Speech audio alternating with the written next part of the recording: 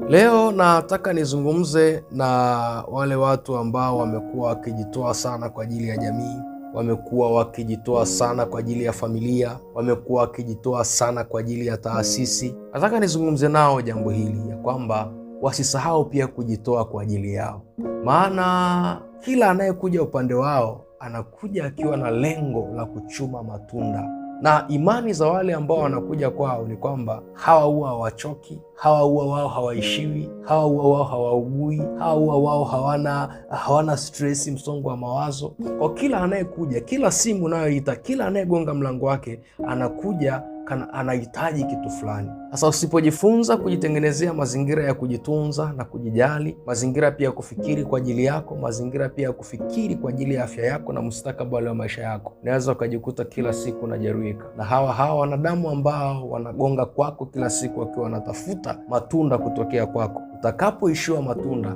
ndio hao watakucheka kana kwamba hawakuwahi kupata matunda kutokea kwako. Unapojitoa kwa ajili ya watu wengine, fikiri pia kujitoa kwa ajili yako.